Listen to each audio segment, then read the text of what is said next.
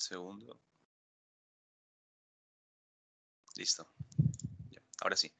Bueno, esta semana vamos a ver lo que es la segunda parte del segmento sistema respiratorio. La otra semana acabamos con segmento respiratorio y esta vez vamos a ver lo que es el patrón alveolar, el patrón atelectásico y el patrón nodular. ¿Ok? Entonces vamos a comenzar con lo que vendría a ser el patrón alveolar. ¿Ya? A diferencia del patrón intersticial, este patrón va a estar caracterizado porque es una enfermedad ya del espacio aéreo, ¿no? Es una enfermedad o es un patrón que nos va a indicar que el aire que se supone que está en los alvéolos va a ser reemplazado por otro material, ¿no? Más denso. Ya puede ser agua, ¿no? Puede ser moco, puede ser pus, etcétera, ¿ya? Entonces, esto va a hacer que la radiolucidez habitual del pulmón, que es como podemos ver en este lado, sea más, esté borrada, ¿no? La radiolucidez no esté presente. Entonces se ve el pulmón así, más condensado, ¿ok? Entonces, repasando un poquito esto, vamos a ver que el patrón alveolar es la enfermedad del espacio aéreo, ¿ok? Vamos a ver que el alveolo va a tener densidad aire, ¿no? Por lo tanto, se va a ver radiolúcido. En una radiografía normal, tú vas a ver ambos campos pulmonares y estos van a estar con una coloración radiolúcida, ¿no? Se van a ver más o menos oscuros, ¿verdad? Y vamos a ver que cuando tenemos un patrón alveolar, ya este espacio aéreo va a ser reemplazado por exudado, de repente sangre, cualquier otra densidad que no sea aire, ¿ok? Entonces, ese es un punto a tener en cuenta.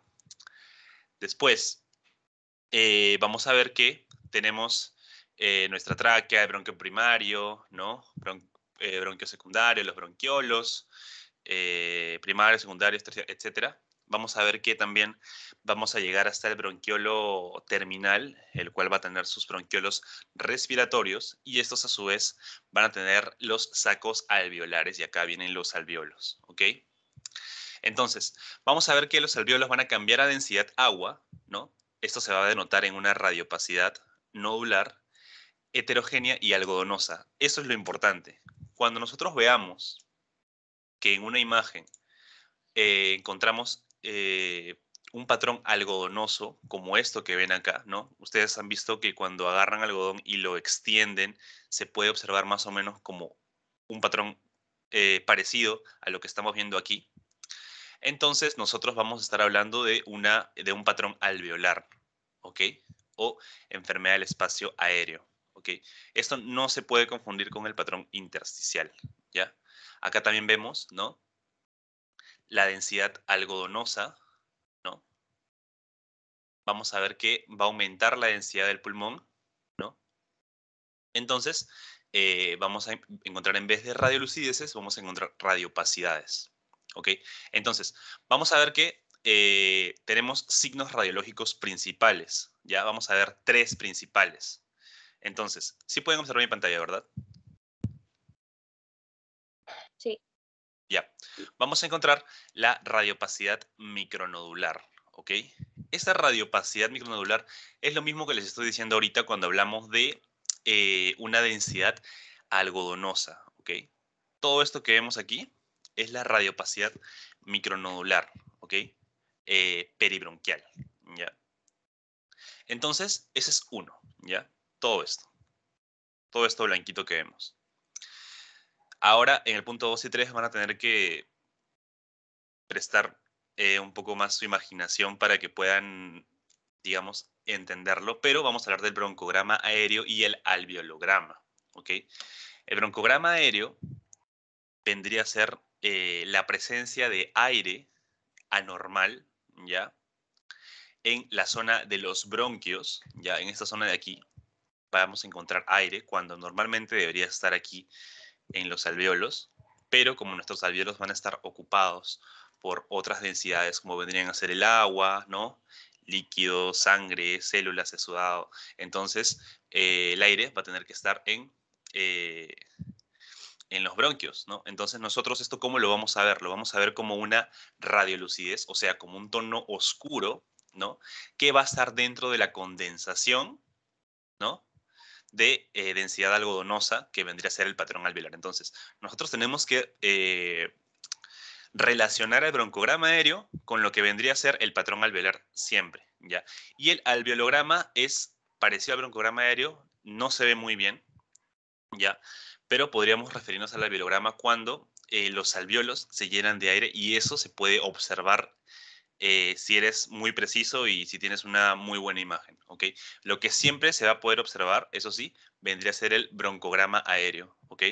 Acá en esta imagen vemos nuestra condensación de patrón alveolar y estas radiolucideces, esto que ven aquí, vendría a ser el broncograma aéreo, ¿ok? Esto que también sube aquí, broncograma aéreo.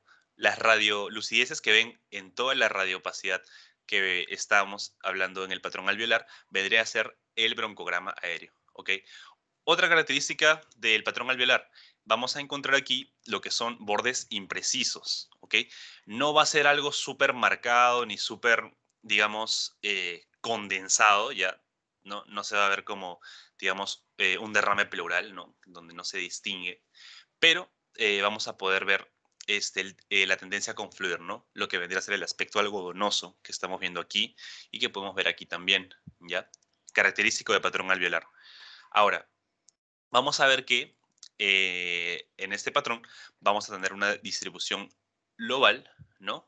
O segmentaria, o sea que va a ir específicamente a ciertas partes o segmentos o lóbulos del pulmón, o podemos tener bilateral, ¿no? Por ambos lados, ¿no? Lo cual nos podría dar un patrón de alas de mariposa que vamos a ver más adelante, ¿ya? Hasta aquí todo claro. Igual vamos a ver ahorita cómo es lo del broncograma aéreo para que no se vayan con la duda y para verlo más claro, ¿ok? Entonces, pasamos y vamos a observar lo que es el broncograma aéreo, ¿ok? Entonces, aquí, primero veamos esta imagen, ¿ok? Vamos a comparar esta zona del medio, ¿ok? Aquí vemos que nuestro pulmón, que nuestro campo pulmonar derecho está conservado, ¿ya? No se ve ningún patrón pulmonar en este campo. Sin embargo, en el campo pulmonar izquierdo sí podemos observar eh, un patrón alveolar, ¿no? Condensación algodonosa, ¿no? Entonces, se observa, ¿no?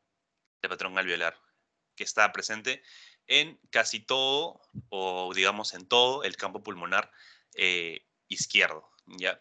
Entonces, cuando hablamos de broncograma aéreo, vamos a ver si acá hacemos el esquema, ¿no? Que tenemos aquí nuestra tráquea, la bifurcación en la carina, ¿no? Acá vemos nuestro bronquio primario y acá podemos observar, ¿no? Que esto que se marca vendría a ser el aire anormal, ¿ya? En los bronquios, ¿ok? Y esto vendría a ser el broncograma aéreo, ¿ok? Entonces, si tú ves tu condensación aquí de patrón alveolar y ves estas partes oscuras, ¿no? Que van de acuerdo al recorrido del bronquio, eso es el broncograma aéreo, ¿ok? Entonces, acá está esquematizado para que tú puedas entenderlo, sin embargo, lo vas a ver así siempre, ¿ok? Entonces, tú ves tu patrón algodonoso, ¿no? Tu patrón alveolar, ¿ya? Y ves aquí estas radiolucideces, ¿no? Que van en conjunto con el hilo, que van en conjunto con los bronquios. Entonces, podemos decir que estamos ante un broncograma aéreo. Y este broncograma aéreo es exclusivo de lo que vendría a ser el patrón alveolar, ¿ok? Entonces, vamos a ver que el broncograma aéreo va a ser la visibilidad anormal de aire en los bronquios dentro de una opacidad o zona patológica. En este caso, tenemos nuestro patrón alveolar. Entonces, vamos a ver que va a haber permeabilidad de las vías aéreas proximales.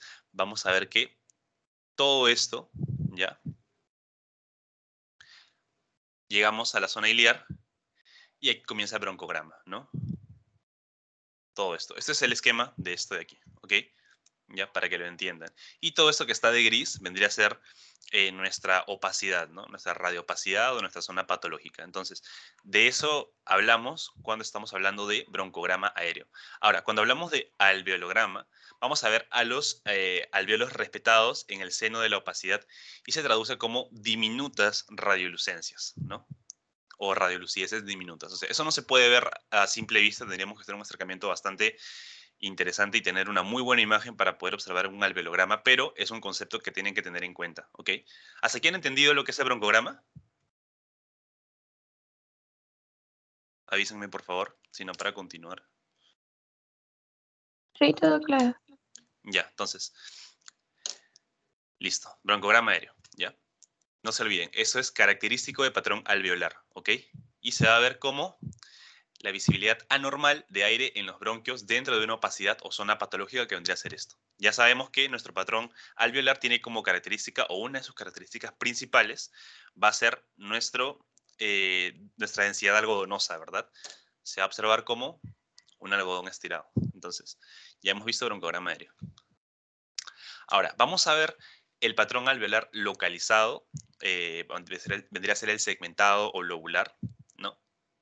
Aquí vamos a poder observar.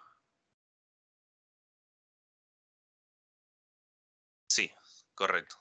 Aquí vamos a poder observar las radiopacidades de patrón alveolar que va a comprometer a un segmento o lóbulo pulmonar, ¿no? Aquí, ¿qué podemos observar aquí? ¿No? La condensación alveolar algodonosa, pero está delimitado a un solo segmento, ¿verdad?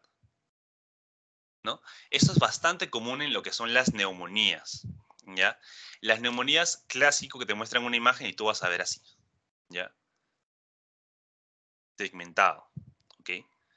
Segmentado.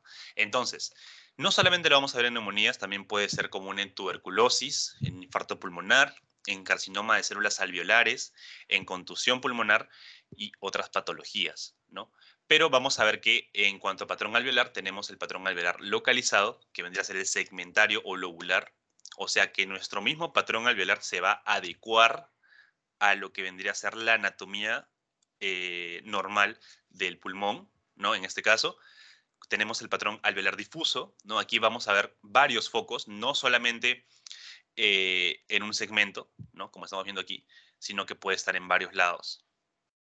Y tenemos el patrón alveolar generalizado bilateral, ¿no? Que esto es común y bastante marcado en lo que es el edema pulmonar agudo, ¿no?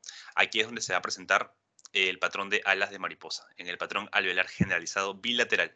El patrón alveolar localizado generalmente se relaciona con las neumonías en primer lugar y se va a ver, como ustedes ven aquí, localizado por segmentos, ¿no? Entonces, obviamente que aquí se van a remarcar las cisuras, ¿no? Las cisuras, ¿no? Que van a delimitarnos y se va a acoplar o acomodar exclusivamente a un segmento pulmonar o de repente a los lóbulos, ¿no? Dependiendo de la cantidad de la lesión, ¿no? De la magnitud de la lesión. Aquí podemos verlo también en la tomografía, ¿no? Tenemos un patrón localizado, ¿ok? Entonces, esto vendría a ser la neumonía segmentaria, como ya les había dicho. Clásico ejemplo de patrón alveolar localizado, las neumonías, ¿ok? Siempre vamos a ver así, ¿ya? Entonces, hasta ahí lo que vendría a ser el localizado o segmentado o lobular, ¿ok? Que nuestro patrón alveolar algodonoso va a estar localizado exclusivamente en una parte del pulmón, ¿ya? Entonces, vamos a observar aquí lo que vendría a ser la neumonía lobar superior derecha, ¿ya? Entonces, podemos definirlas, ¿no? Por su localización en lobar superior, lobar inferior, lobar medio, etc. Entonces, depende mucho de la anatomía del pulmón. Y aquí vamos a encontrar en primer lugar nuestra radiopacidad nodular, ¿ok? Nuestro patrón algodonoso, ¿no? Nuestro patrón alveolar, que va a estar en el lóbulo superior, ¿ya? Aquí nosotros vemos delimitado, ¿no? Lo que vendría a ser la cisura horizontal, ¿no? Esta cisura menor del pulmón. Y vamos a ver nuestro broncograma aéreo, ¿no? Como lo vemos, la radiolucidez, ¿no? Que viene por toda esta zona de aquí. se va marcando, ¿no? En las radiolucideces entre toda esta radiopacidad algodonosa, ¿no? En esta zona de aquí tenemos nuestro broncograma, broncograma, broncograma, broncograma, ¿ya? Esas marcaciones oscuras en nuestra parte blanca que tenemos aquí en lo que vendría a ser la radiopacidad, vendría a ser el broncograma, ¿ya? No se olviden, ¿ya?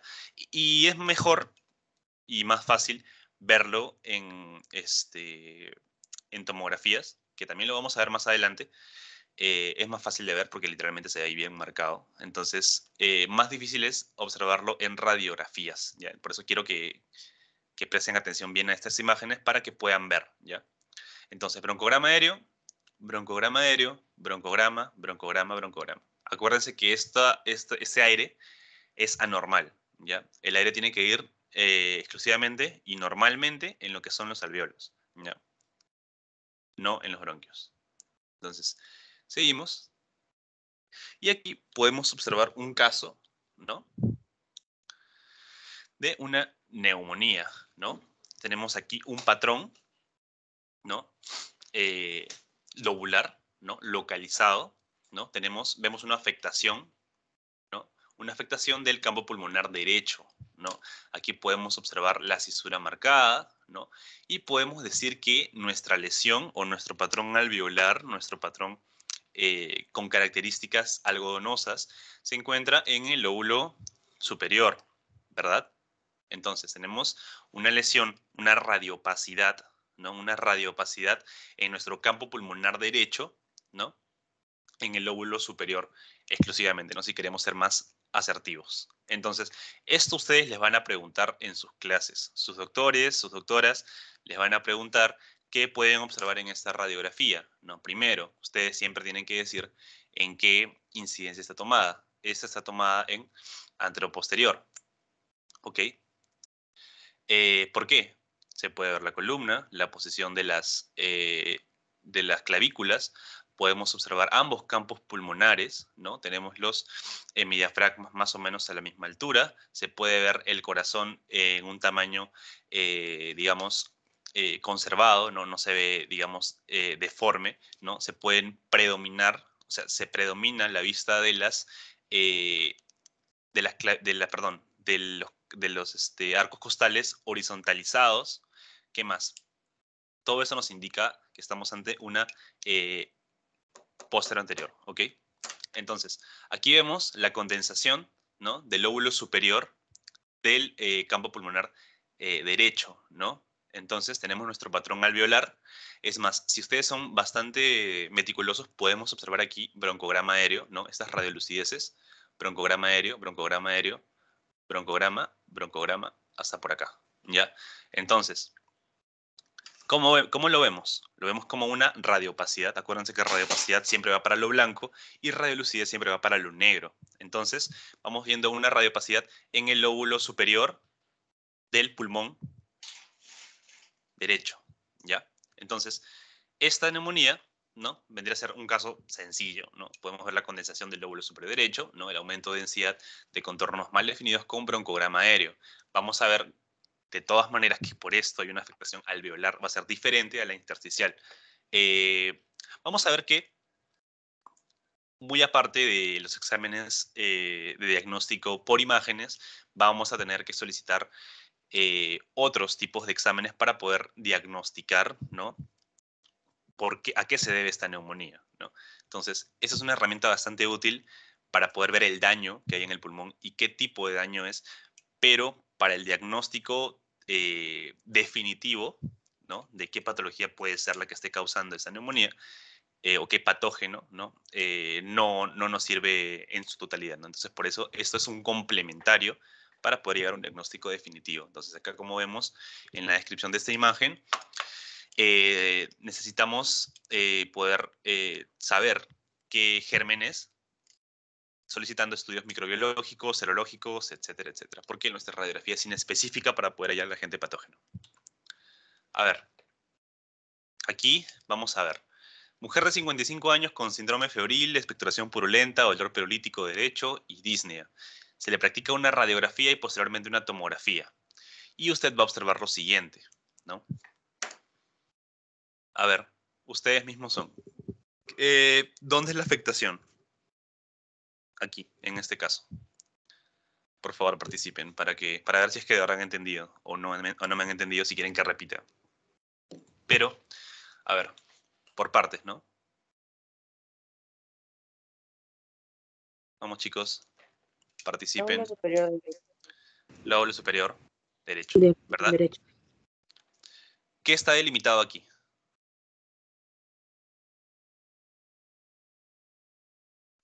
La cisura.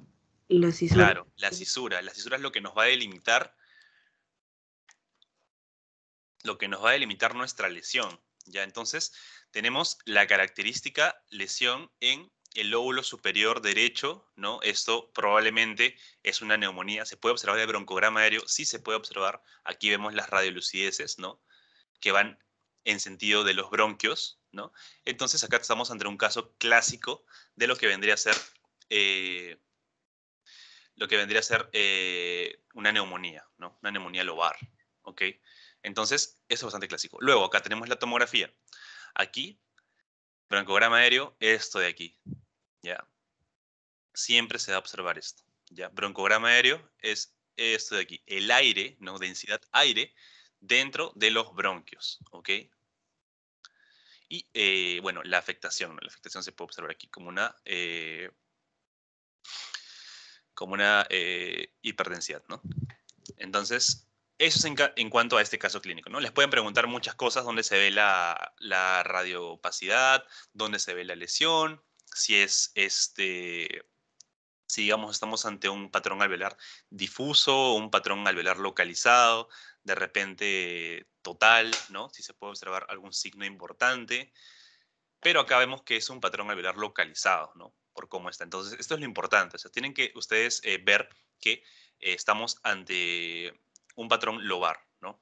Que solamente se dirige o está concentrado en un único lóbulo. Después vamos a ver que hay otros patrones que nos van a indicar más lesiones en diferentes partes, como la neumonía bilateral, ¿no? Acá tenemos en el lóbulo superior, ¿no? Y en el inferior, ¿verdad? Tanto de campo pulmonar derecho como campo pulmonar izquierdo, ¿ya? Eso también puede existir y se ve, ¿ya? Esto vendría a ser la neumonía bilateral, que es muy diferente de la única segmentaria, ¿no? Lobar superior, ¿no? Entonces, vamos a ver que esto es bilateral. Entonces, vamos a encontrar un patrón alveolar difuso también, ¿ya? En el patrón alveolar difuso, ¿no? Vamos a ver que no se delimita, no se delimita correctamente si está concentrado en un único lóbulo del campo pulmonar, ¿no? Sino que se ve más difuso. De todas maneras, conservamos nuestro patrón de lo que vendría a ser la densidad algodonosa, ¿no? Eso sí se conserva, ¿no? Se puede observar el broncograma, sí se puede observar el broncograma, ¿no? Se observa el broncograma. Y esto de acá es característico de las bronconeumonías, ¿ok? Neumonía por hongos, atípicos y virales, como por ejemplo podría ser el COVID, ¿no? Y lo demás, ¿no? Pero sobre todo estas tres, predominando la bronconeumonía, ¿ok? Entonces aquí podemos ver nuestro patrón alveolar difuso, ¿no? Que no hay una concentración única en algún segmento del pulmón, sino que está todo como tal, lo dice difuso, ¿no? Pero aún conserva las características propias del patrón alveolar, ¿no? Como ya les había dicho, ¿no? Aquí también está difuso, no hay características de concentración en algún lóbulo. Eso es la diferencia del otro patrón, ¿ya? Entonces, esto se observa sobre todo en las bronconeumonías. Y aquí tenemos la comparación, ¿no? ¿Qué vemos aquí? Lo que ya habíamos visto antes, ¿verdad? El lobar, ¿no? Localizado. Y en este caso, la bronconeumonía, ¿no? Que es difuso, no se concentra en una zona específica del campo pulmonar y está bastante difuso como podemos observarlo. Entonces, esas son las dos características que te van a llevar a saber cuál es patrón alveolar localizado, ¿no? Lo que vendría a ser una neumonía, y el patrón alveolar difuso, que vendría a ser la bronconeumonía, ¿ok?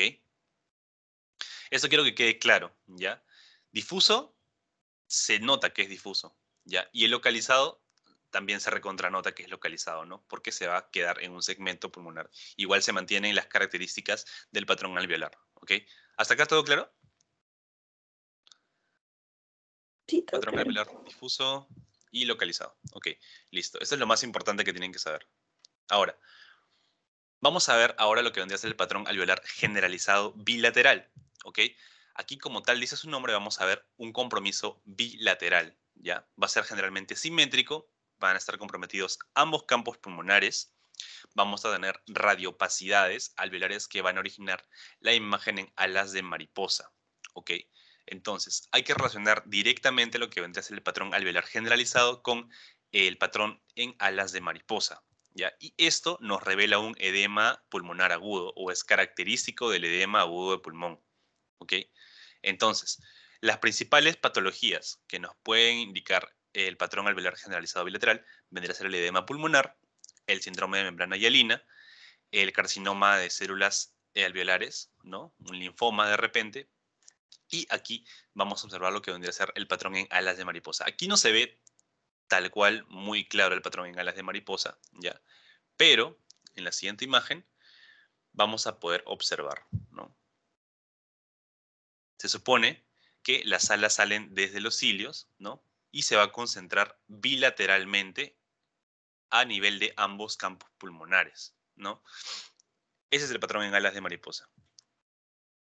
Aquí se ve mucho más claro y es la imagen que les he tomado en su examen antes de entrar, ¿no? Vamos a ver el edema pulmonar agudo, vamos a ver el patrón de alas de mariposa, ¿no? Aquí se ve más claro, por falla ventricular izquierda. Esto se da por falla ventricular izquierda. Sin embargo, quiero que acá reconozcan el signo de las alas de mariposa, que va a ser una radiopacidad central, ¿no? Que sale desde los cilios, ¿no? Y se va a ir hacia los laterales y va a ser bilateral, ¿no? Esto nos va a decir que estamos ante un patrón de alas de mariposa, ¿ok? Entonces, aquí es un poco más difícil de verlo, ¿ya? Sin embargo, nos damos cuenta que es bilateral, ¿no? Que ambas radiopacidades salen desde el origen del hilio, ¿no? Y se puede hablar de un patrón de alas de mariposa, igual que aquí, ¿ya? Si aquí lo delimitamos bien, también hablamos de patrón de alas de mariposa. Pero aquí se ve muchísimo más claro, obviamente, ¿ya? Entonces, edema pulmonar agudo, alas de mariposa, no se olviden, ¿ya? Y alas de mariposa, obviamente, es el patrón, ¿no? De la radiopacidad central bilateral, ¿ok? Entonces, eso quiero que quede claro. Sin embargo, ya les he puesto varias imágenes y sí siento que está bastante claro. Y bueno, este edema pulmonar agudo, ¿no? Se va a dar por falla ventricular izquierda, en este caso, en esta imagen. Y vamos a ver ahora lo que vendría a ser el patrón atelectásico. Hasta ahora, con esto de aquí que hemos visto, lo del patrón alveolar, ¿hay algo que no les ha quedado claro o algo que quieran que repita? Sobre todo, cómo reconocerlo, ¿no?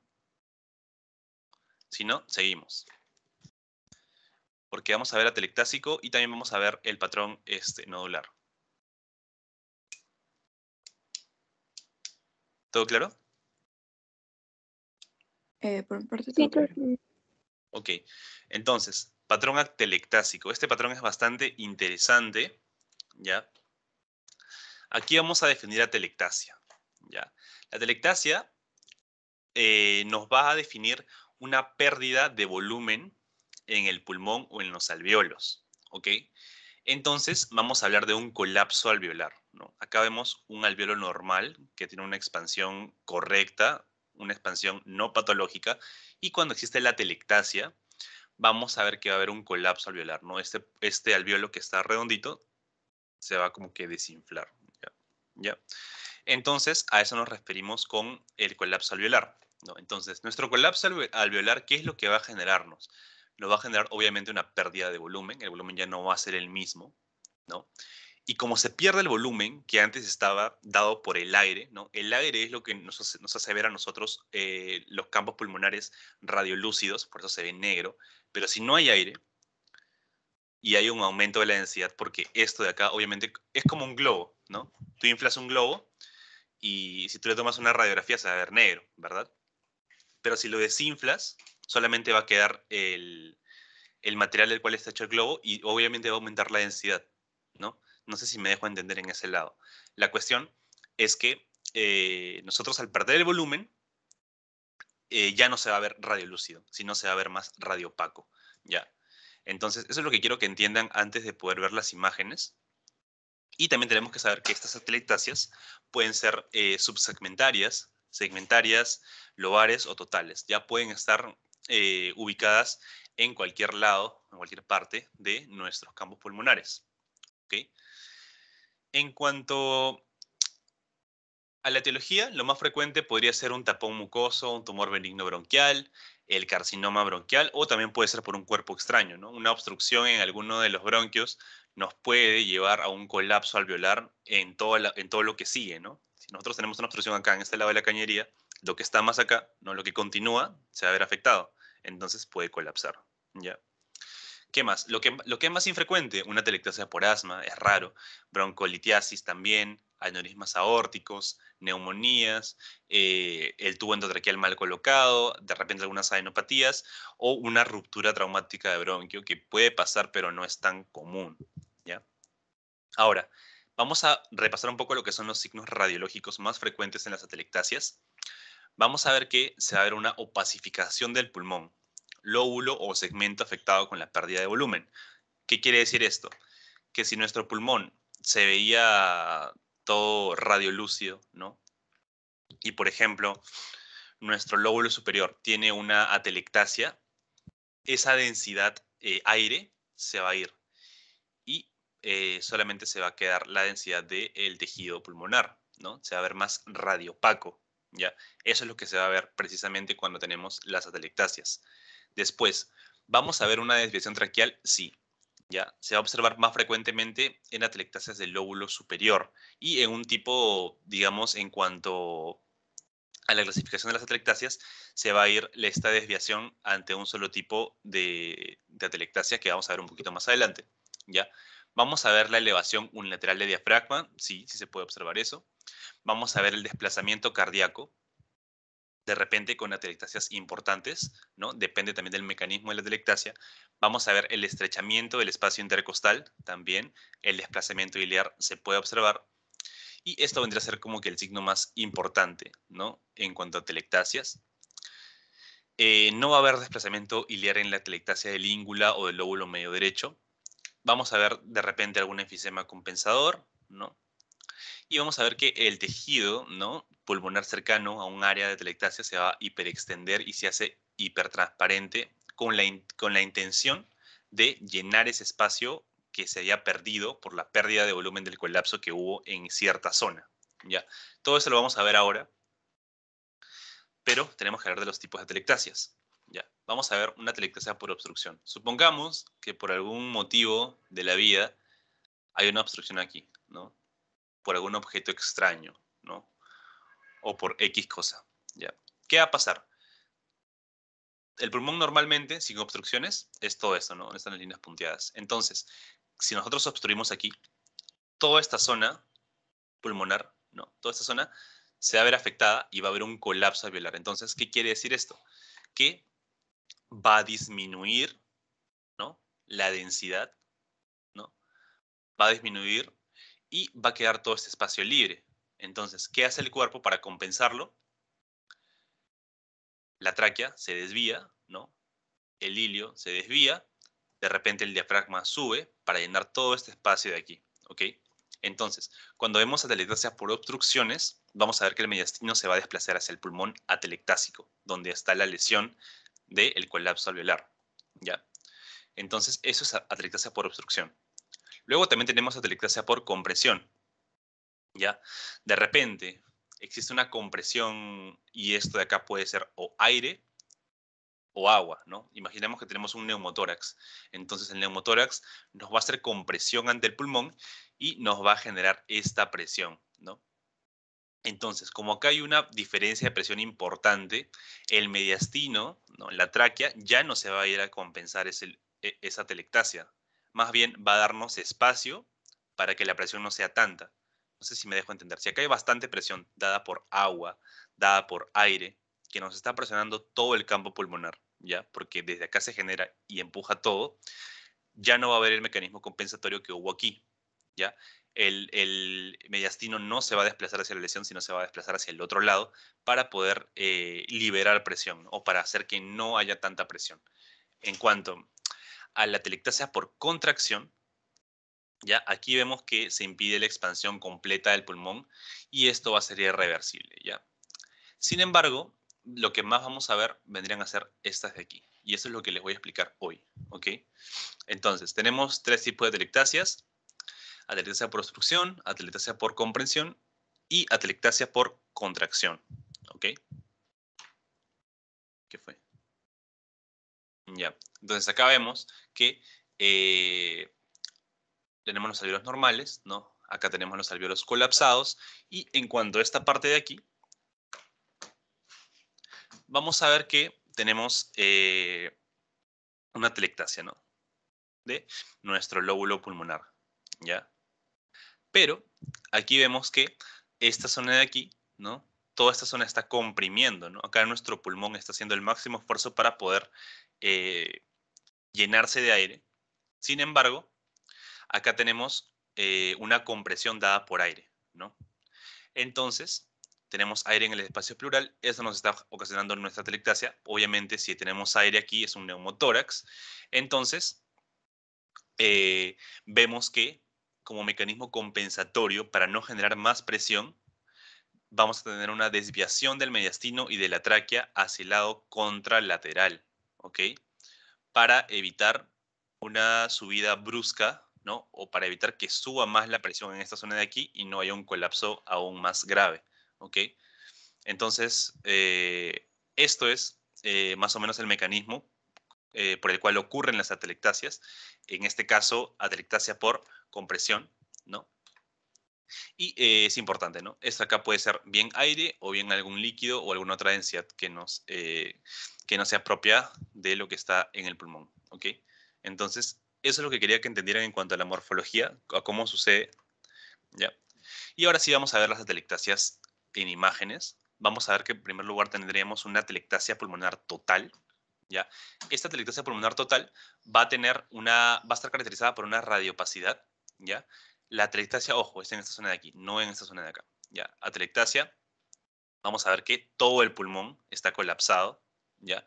Entonces vamos a ver una radiopacidad homogénea, vamos a ver la desviación del mediastino y de la tráquea, ¿no? Y del hemidiafragma, todo con el sentido de compensar esa pérdida que ha habido, ¿no? Esa pérdida de densidad, esa pérdida se va a tratar de compensar por nuestro propio organismo. Acá podemos ver la tráquea que está desviada y se está yendo hacia la lesión. El mediastino también, ¿no? Yo les había dicho que a partir de la línea media podemos ver que el corazón está 1/3 al lado derecho y 2/3 al lado izquierdo. Acá se ha desplazado hacia el lado de la lesión para compensar, ¿ok? Ya. Vamos a ver también la disminución de amplitud de los espacios intercostales. Acá se puede observar, ¿ya? Vamos a ver hipertransparencia del hemitórax derecho, compensatorio, ¿ya? Vamos a ver una herniación del pulmón derecho hacia la izquierda, ¿ya? Vamos a ver la visualización de la columna dorsal, el signo de la columna vertebral desnuda, y esto se da precisamente porque si normalmente nosotros teníamos nuestra tráquea alineada a la columna, ahora, como la tráquea se ha desviado hacia la lesión, nosotros sí podemos observar la columna tal cual, ¿no? Entonces, ese es un signo importante, ¿no? El signo de la columna vertebral desnuda, ya que podemos verla completamente, ¿no? Y esto se da en atelectasias pulmonares, ¿no? En el cual el mecanismo hace que compense, ¿ya? Y nuestra anatomía, ¿no? propia se vaya hacia la zona de la lesión, ¿ya? Entonces, vamos a ver también que tenemos el borramiento del borde izquierdo del mediastino, ¿no? El signo de la silueta, como ya les había dicho, ¿ya? Entonces, no se va a observar muy bien, no se va a observar nada, mejor dicho. Entonces, tenemos signo de la silueta positivo, ¿ya? Eso es en cuanto a atelectasia pulmonar total. Ahora, tenemos por partes también atelectasia de los lóbulos inferiores, ¿no? Entonces, acá vamos a ver que nuestra atelectasia va a estar en esta zona de aquí, ¿no? En el lóbulo inferior derecho, ¿no? En este caso, en este esquema, vamos a ver que la porción lateral de la cisura se mueve posteriormente hacia el ángulo costofrénico, ¿ya? Cuando hay atelectasias en estas zonas, nuestros lóbulos, por reflejo mismo, se van a ir hacia atrás, hacia el ángulo costofrénico, va a haber un desplazamiento del ilio, el 70% de la atelectasia va a ser del lóbulo inferior izquierdo, ¿ya? Entonces van a ser las más comunes. Las atelectasias más comunes de lóbulos inferiores van a ser de los lóbulos inferiores izquierdos, ¿ya? Entonces, aquí podemos observar también, ¿no?, la atelectasia del lóbulo inferior izquierdo y podemos ver, ¿no?, aquí, ¿ya? Entonces, aquí normalmente debería ser el corazón, ¿verdad? Y acá se ve una radiopacidad bien marcada, ¿ya? Todo esto es el pulmón que se ha colapsado, ¿no? Ha quedado como un globo desinflado y por eso se ve de esta densidad, ¿ya? Entonces, tenemos nuestro segmento, nuestro lóbulo inferior del pulmón izquierdo, el cual ha tenido un colapso y ha perdido, ¿no? Y ha ganado una densidad mayor a la cual tenía, entonces por eso se ve como esto, ¿no? Se ve esta imagen de aquí, se ve esta radiopacidad bastante marcada que se nota, ¿no?, que está interfiriendo con el corazón, ¿ya? Entonces, a esto nos referimos con la atelectasia del lóbulo inferior izquierdo, ¿ya? Acá van a ocurrir el principal, mejor dicho, la mayor cantidad de atelectasias, ¿ya? El 70%, y eso es lo importante aquí, ¿ok? Entonces, eso es en cuanto a lóbulos inferiores, ¿ya? Aquí también, aquí vemos, ¿no? Tenemos nuestro lóbulo inferior izquierdo, ¿no? Esta es la atelectasia, ¿no? Colapso alveolar, y vemos acá también que ha querido compensar el otro pulmón, se ha querido ir más acá, ¿no? De repente el corazón se ha movido un poquito. Y aquí también vemos nuestra característica de atelectasia en tomografía, ¿ya? Ahí está la lesión. Y vamos a ver atelectasia de lóbulo superior derecho, ¿ya? Aquí podemos observar, tal cual en la imagen, ¿no?, la atelectasia, ¿ya? El lóbulo superior derecho va a estar aplastado contra el ápice pulmonar o en el mediastino, en este caso. El ilio derecho puede elevarse a la altura del izquierdo, ¿ya? Y también vamos a ver la cuña mediastínica en el mediastino superior, la lateral, ¿ok? Entonces, acá lo que más tenemos que resaltar es la zona, ¿ya? Lo que más resalta es la zona de la atelectasia, lo cual es en el lóbulo superior derecho, ¿ya? Y, bueno, eso vendría a ser, ¿ya? Y acá vemos también que como había una atelectasia, acá ha tenido un mecanismo compensatorio, el diafragma y ha subido, ¿verdad? El diafragma está más elevado, ¿ya? Entonces, también el ilio ha subido, ¿no? Está más arriba. Y bueno, esos son los mecanismos compensatorios por la misma atelectasia, ¿ya? Sobre todo hay que reconocer dónde está la atelectasia y cómo se ve. Se ve como una radiopacidad, se ve en el lóbulo superior derecho y obviamente está generando mecanismos compensatorios, ¿ya? Acá también se ve en la tomografía, este corte es un corte coronal, se puede ver ya la atelectasia también, ¿ya? Listo. Ahora, tenemos atelectasia del lóbulo medio derecho, ¿no? Vamos a ver un área radiopaca que borra el borde cardíaco derecho, ¿ya? Vamos a tener una difícil visualización en la radiografía frontal, no se va a ver muy bien, ¿ya? Sin embargo, sí se va a poder ver algo, ¿ya? Pero con la radiografía lateral sí se va a poder ver la atelectasia, ¿no? Vamos a ver una sombra triangular opaca, ¿ya? Ya que obviamente al ser el lóbulo medio, ¿no?, los otros lóbulos van a generar más presiones y van a tratar de compensar de todas formas. Entonces se va a ver así bien marcado como un triángulo, ¿ya? Entonces obviamente va a estar delimitada entre la cisura menor y la cisura mayor.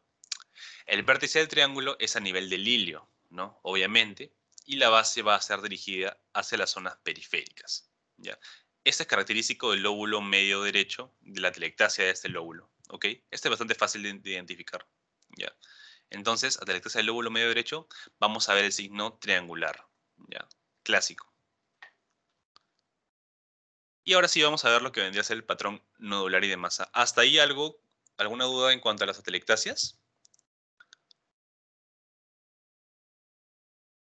¿O continuamos? Todo claro.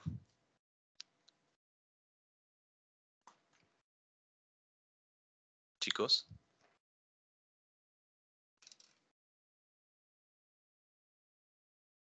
Sí, todo bien. Ya, perfecto.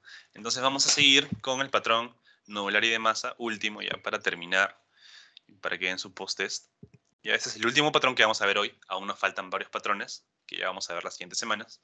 Y bueno, patrón nodular y de masa tal cual como dice su nombre, vamos a ver nódulos y masas, ¿no? Que van a ser formaciones, ¿ya? Dentro del pulmón.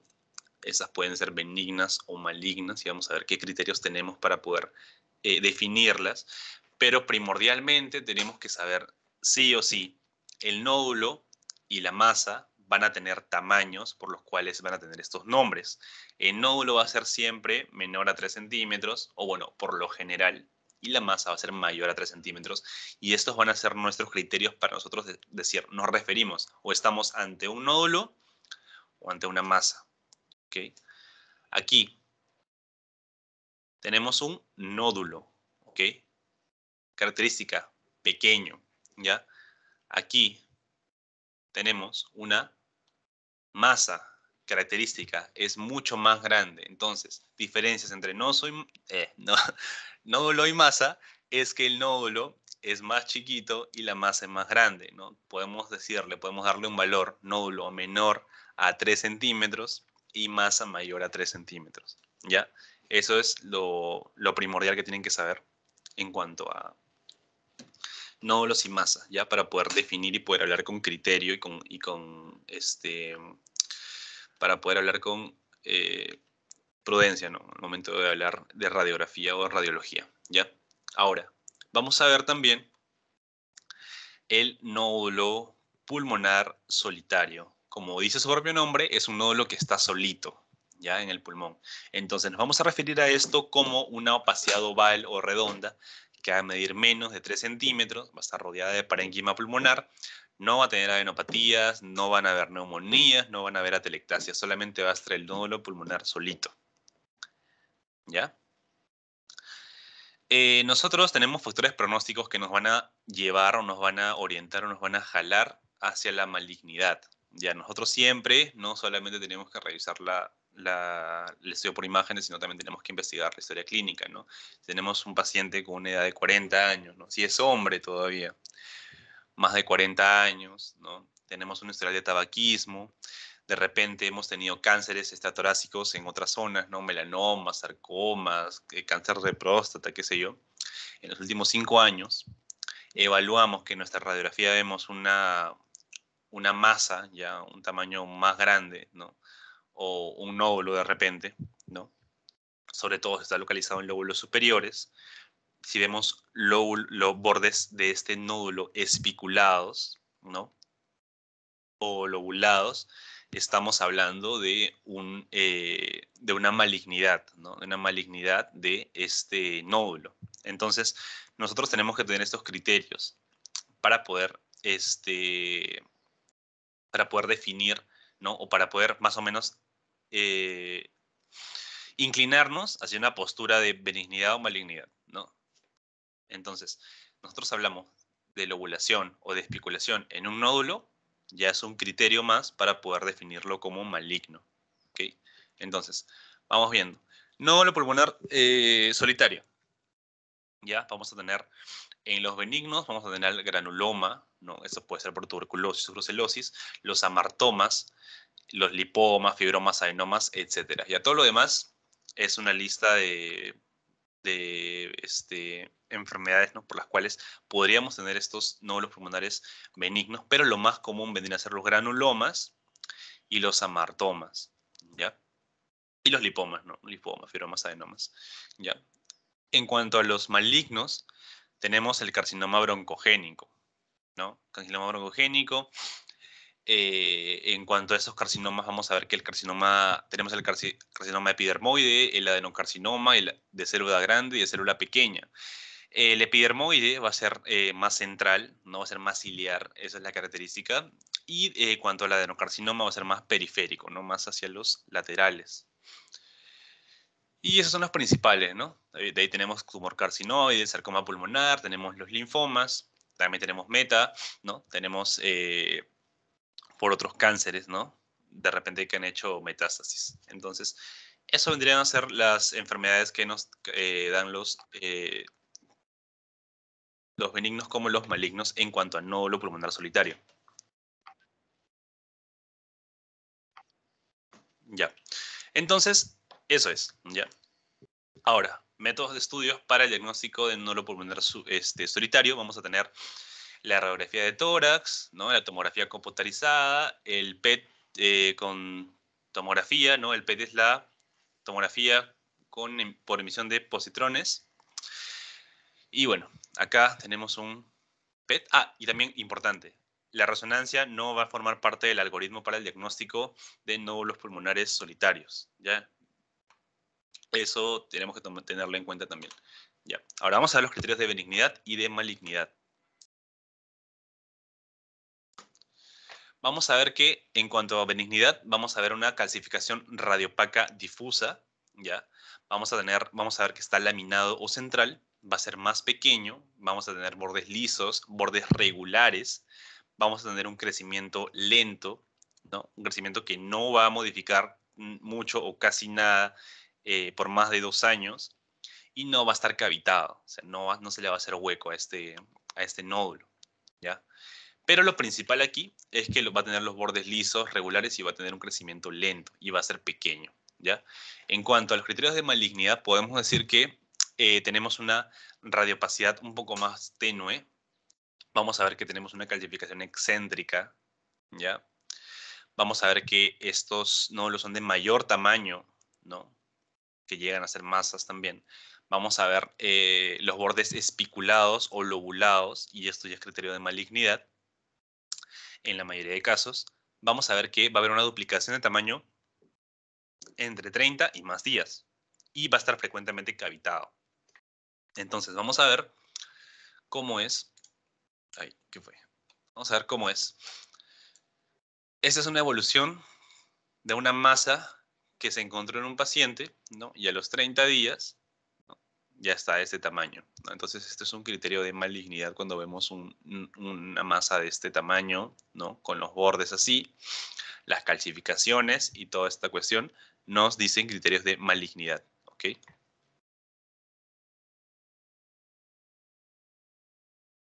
Ahora, vamos a ver que también tenemos nódulos pulmonares ya no solitarios, sino tenemos nódulos pulmonares múltiples, ¿no? Como vemos aquí, ¿ya? Esto normalmente se puede dar por metástasis. Ya tenemos los nódulos múltiples, los nódulos redondeados, con bordes definidos, ¿no? Tamaños entre granos miliares y 5 centímetros de diámetro. La mayoría van a ser periféricos y generalmente van a ser metástasis, ¿no? Cuando vemos este tipo de nódulos múltiples, ¿ya? Entonces, estos van a ser causados por metástasis de algún carcinoma broncogénico, de repente tumores extrapulmonares, ¿no? Granulomas, quistes ciatídicos, abscesos hematógenos, linfomas, infartos. Menos frecuentes, bueno, el amartoma, las bolas infectadas, fístulas arteriovenosas, artritis, enfermedad de Wegener, amiloidosis, etcétera, etcétera, etcétera. Entonces, aquí vemos los nódulos, ¿no? Nódulos múltiples, ¿no? Nódulos múltiples, ¿no? Que van a tener un tamaño más o menos entre granos miliares y 5 centímetros de diámetro, que vendría a ser lo más normal en nódulos múltiples, ¿no? Y eso está relacionado con metástasis de algún cáncer, ¿ya? Como también a otras patologías como podrían ser los quistes ciatídicos, ¿no? Entonces, hablando ya de los quistes ciatídicos, vamos a ver que pueden ser únicos o múltiples, ¿ya? Características: van a tener paredes bien finas y delimitadas, van a tener una densidad agua. Aquí vamos a encontrar el signo del camalote y ocasionalmente se pueden cavitar, ¿no? Pueden ser cavitados. Entonces, si se cavitan, ya es un criterio ya de que es una complicación, ¿no? Entonces, acá vemos el quiste diatídico, que puede ser único o múltiple. Acá lo vemos ya en esta tomografía, acá lo vemos en la radiografía, ¿no? Radiopacidad de densidad de agua, ¿no? Pared fina, delimitada, y podemos encontrar el signo del camalote como el otro signo que vamos a ver ahorita. Ya. Aquí vemos varios quistes ciatídicos, ya, en esta radiografía. Ya. Un montón de quistes ciatídicos, ya. Densidad de agua, ya los hemos visto.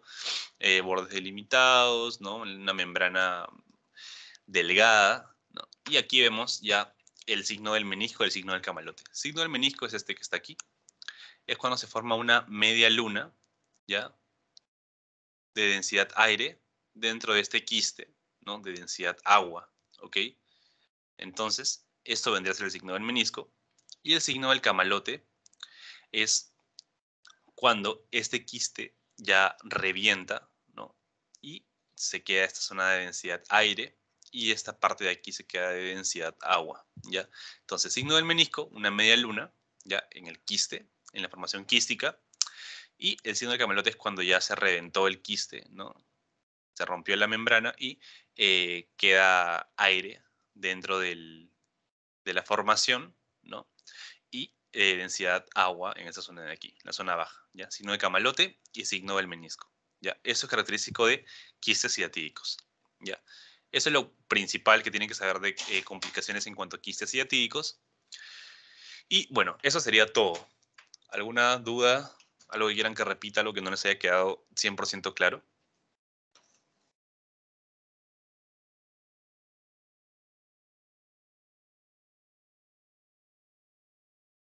Si no, podemos empezar, bueno, podemos ya proseguir el pasito de esta semana. Díganme, chicos. ¿Todo claro? ¿Alguna duda? Si no, ya pasamos al pasito.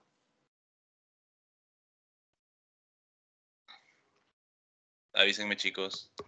Supongo que todo está Alejandro, una claro. pregunta. Dime. Dime. Sorry, la diferencia entonces del signo del meñisco con el camaleón sería que el meñisco es como que aire principalmente, o sea, la media luna es como que de aire, o de qué Exacto. sería. Sería de aire, claro. Lo que pasa es que estos quistes están llenos de, como ya les dije, densidad de agua, ¿no? Entonces, esto quiere decir que aún está intacto nuestro quiste. En cambio, acá ya vemos que se ha roto la membrana que recubre el quiste, entonces ha habido digamos, ha entrado aire, ¿no? Ha entrado aire y esto se ha derramado, ¿no? Entonces está como que más radiolúcido en esta zona de aquí, porque ya se reventó el quiste y acá está radiopaco, ¿no? Esa es la diferencia. Ambos son quistes ciatídicos. Ah, ya, ok. No sé si me dejo Gracias. entender. Sí, sí, gracias. Ok, listo. ¿Alguna otra duda o algo que quieran que repita? Si no, ya pasamos al pasito y terminamos esta sesión.